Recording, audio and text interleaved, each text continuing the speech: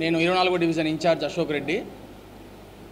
ఈరోజు press meet పెట్టడానికి కారణం, పొద్దున్నే మా ఇన్ఛార్జ్ అయిన దేవిరెడ్డి ఆదిత్య ఆయన గతంలో కూడా చెప్పినాం, ఎమ్మెల్యే గారు కానీ లేదా మనకన్నా పెద్ద ఏజ్లో పెద్ద ఉన్న వాళ్ళకి మర్యాద ఇవ్వాలా, మర్యాదగా మాట్లాడాలా, మర్యాదగా ఏదైనా చెప్పినప్పుడు సంభాషణలో మర్యాదపూర్వకంగా చెప్పాలని చెప్పినాం.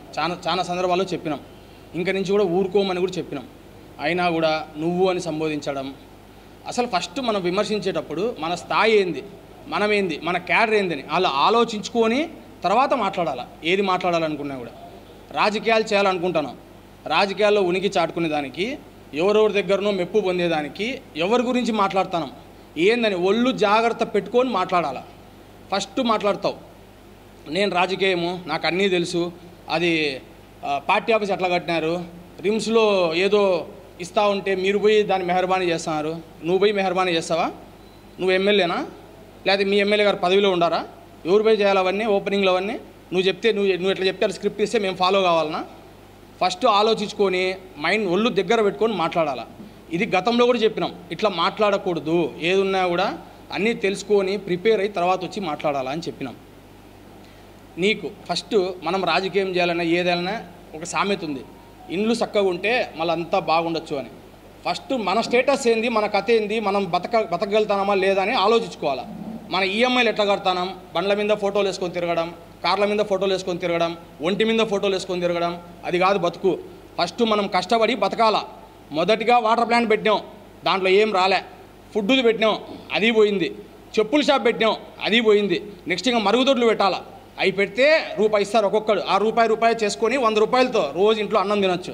అది చేసుకోవాలా. ఫస్ట్ నేను ఏం సంపాదించుకోవాలా, ఏం చేయాలా, ఎట్లా తినాలా అని ముందు అది ఆలోచించుకోవాలా. పెద్దల జోలికి మళ్ళీ పోవాలా. పెద్ద రాజకీయ నాయకుల గురించి మాట్లాడడం అని తర్వాత ఫస్ట్ మనమేంది, మన స్టేటస్ ఏంది అది ఆలోచించుకోవాలా.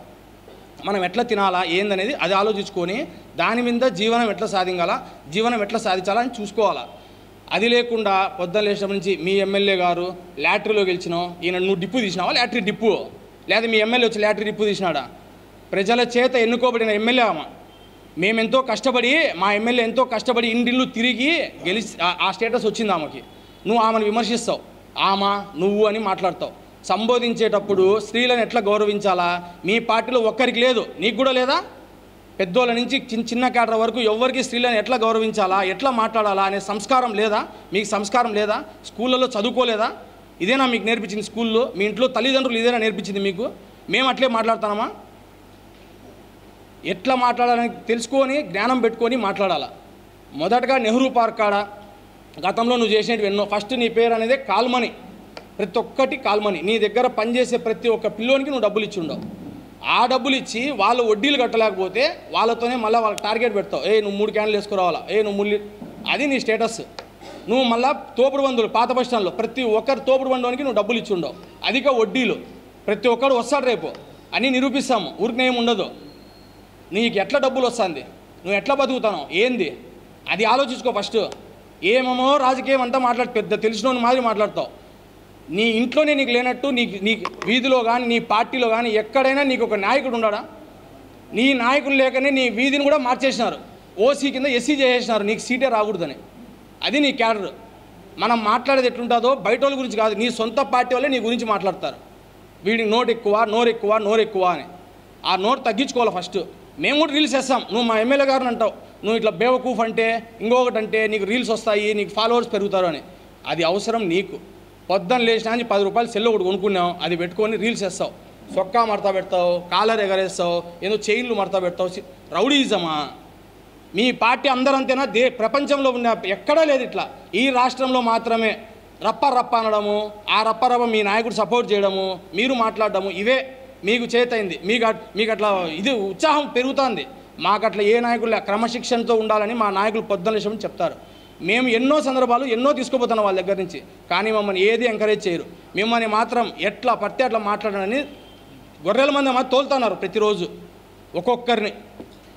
మీకు ఏందనేది, మీకు స్టేటస్ ఏంది, మా ఎమ్మెల్యే గారు మాకు ఏం చేస్తున్నారో మాకు తెలుసు. ప్రతి ఒక్కటి ఏదైనా చిన్న ఉద్యోగం ఉన్నా కూడా పిలిపించి మళ్ళీ కార్యకర్త, నిన్న కూడా సుబ్బారెడ్డి గారు చెప్పినారు, అట్లనే ప్రతి ఒక్కరిని వాళ్ళే పిలిపించి ఎవరైతే కష్టపడినారో వాళ్ళకే ఇవ్వాలా.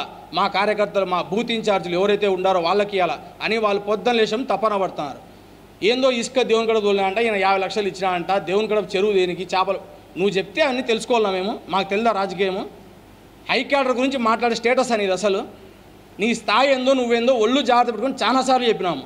కేసులు పెట్టుకుంటే బెయిల్ వస్తుందంట, కేసులు పెట్టుకుంటే బెయిల్ వస్తుందని అందరికీ తెలుసు. నువ్వు చెప్పాలి మళ్ళీ వచ్చి బెయిలే వచ్చేది, ఇంకేమొస్తుంది? ఉరిశిక్ష వేస్తారా? ఏం బెయిలు? ప్రతి ఒక్కటి నీకేందో తెలిసిన మాదిరి అంతా నాకే తెలుసు, నాదే విప్పిన పుస్తకం అన్నట్టు మాట్లాడతావు. నేను చెప్తాను కదా, ఈరోజు నీ సొంత పార్టీలోనే నీకు స్థానం లేదు. నీ పక్కన ఉండే వాళ్ళే నీ గురించి చెప్పమంటే పొద్దులేశం చెప్తారు. ఫస్ట్ ఆడు సర్దిదిద్దుకో, ఏంది నా పరిస్థితి, ఏంది నా ఎట్లున్నానని అది సర్దిదిద్దుకో. మళ్ళీ ఎమ్మెల్యే గారి గురించి మీ భర్త అయినా నాకు తెలుదా? అదే ఒళ్ళు దగ్గర పెట్టుకొని మాట్లాడు. మేమేం మాట్లాడడం లేదు. అట్లా ఎక్కడైనా క్యాడర్ అనేది ఉంటుంది, ఆ క్యాడర్ పట్టి దాన్ని బట్టి పోవాలా. నీ ఇష్టం వచ్చేట్టు మాట్లాడుకునే దానికి కాదు. నెహ్రూ పార్క్ కాడ దోసల బండోలు పెడితే గత ప్రభుత్వంలో నీకు మామూలు లేదని వాళ్ళు ఎత్తిపిస్తావు. ఏమంటే ఒక చెట్టు కొట్టేసినారంట, కొమ్మ కొట్టేసినారంట, ఈయన వృక్షదానికి అధ్యక్షుడంట, అందుకు ఆ ఆటోల బండ్లు అన్నీ తీసేసినారు. వాళ్ళు విలపిస్తున్నారు. వాళ్ళ గోడంతా నీకు తగులుకోదా ఇప్పుడు? అందుకే ఏ వ్యాపారం పెట్టినా నువ్వు సక్సెస్ కాలేకుండా ఫస్ట్ నువ్వు సక్సెస్ రేట్ చేసుకొని తర్వాత వేరే రాజకీయాల గురించి మాట్లాడు. నేను అదే చెప్తాను కదా, ఫస్ట్ మనం చూసుకోవాలా, మన ఇంట్లో సామాన్లు కానీ తినేది కానీ ఏదైనా మనం తెచ్చుకోవాలా, అది సంపాదించుకోవాలా. ఫస్ట్ సంపాదించుకున్న తర్వాత రాజకీయాలకు పోవాలా. రాజకీయాల నుంచి పెద్ద పెద్దోళ్ళని మాట్లాడే స్టేజ్ నీకు ఉంటే ఆ తర్వాత ఆలోచించాలి. ఇవన్నీ విమర్శించడం కాదు. ఇప్పటికైనా చెప్తున్నాం, ఖబర్దార్ మా ఎమ్మెల్యే గారి గురించి కానీ మా తెలుగుదేశం పార్టీ కుటుంబ సభ్యుల గురించి కానీ ఎక్కడైనా నోరు జారి మాట్లాడితే ఇంకా ఊరుకోము. కేసులు పెడతామో దానికి మించి చేస్తామో చేసి చూపిస్తాం. ఇది గతంలో కూడా చెప్పినాం, ఇప్పుడు కూడా చెప్తున్నాం, హెచ్చరిస్తున్నాం. ఇదే లాస్ట్ అండ్ ఫైనల్. ఇంకొకసారి ఎప్పుడైనా నోరు అదుపులో పెట్టుకొని మాట్లాడడం నేర్చుకోండి.